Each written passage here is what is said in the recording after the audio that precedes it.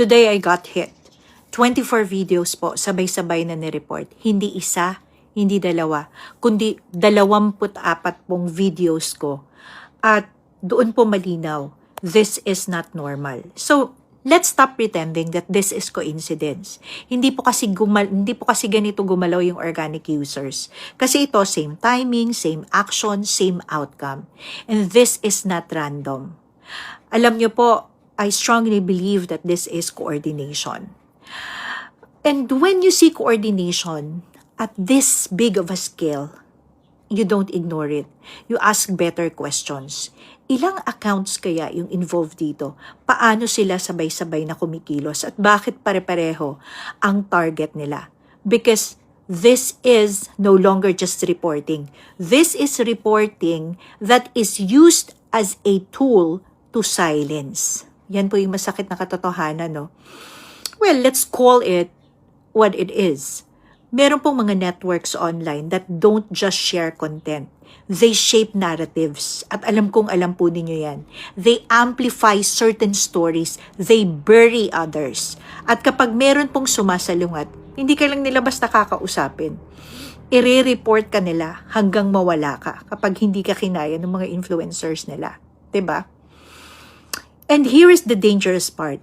Habang yung questionable na mga content, yung mga balahurang content, yung mga nagko-content ng kung ano-ano laban sa gobyerno, binabalahura ang posisyon ng Pangulo at nagsasabi ng hindi maganda sa kapwa Pilipino. Tuloy-tuloy lang. Pero yung mga nagtatanong, yung mga nagfa-fact check, yung mga nagsasalita, sila yung tina-target at sila yung nawawala. So the question becomes, what kind of system are we allowing to happen? Ito po yung personal stand ko dyan, no? Hindi po ako full-time na content creator. I cannot even call myself as influencer. This is not my main life. I have a real job. We have businesses. I'm doing just fine.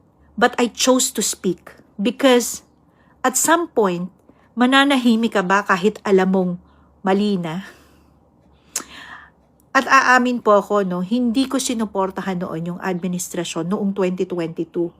Wala pong unit team as part of my choice in 2022. But now, because I love my country, nakikita ko yung effort to stabilize. At kasabay nun, nakikita ko rin po yung consistent attempts to disrupt, to divide, and to destabilize this government, this administration. Hindi mo naman kailangang maging aligned politically para makita mo yun eh. Ang kailangan mo lang maging honest ka sa sarili mo and you have to see this clearly. You cannot go blind. Ito po yung masakit dito eh. Habang may mga taong nananahimik lang, may mga sistemang tahimik lang din, pero they are very organized. At dito tayo natatalo. Hindi sila maingay pero effective. Ano po ba ito? Yung tinatawag ng marami na troll farms? 'Di ba? At kung hindi mo ito babantayan, hindi mo mamamalayan, iba na po yung pinapaniwalaan ng tao. Na kahit ang mga professionals natin ngayon at ine-expect nating makakaintindi at magiging tagapagtanggol, marami sa kanila mas naging bulag pa at naging parte na sa pagsira ng gobyerno sa halip na suportahan ito. And this becomes too dangerous. Maniniwala pa ako na patriotism ang habol nila kung hindi sila sumusuporta lang sa isang apelyido. But hindi po ganun. It is not even neutral, but it's definitely biased. So, I know na marami yung nabago yung paniniwala. Marami din pong mga naging traidor na sa bayan. Niyuyurakan hindi lang po yung gobyerno, lalo na po yung posisyon ng pagkapangulo. At ang kapwa nila tao. 'Di ba? Kaya nga non-stop yung mga mura. Sila na nga yung tanga at bobo, pero ikaw pa yung babalik na rin at tatawagin ka nilang ganun hanggang mapaniwala pa nila yung iba.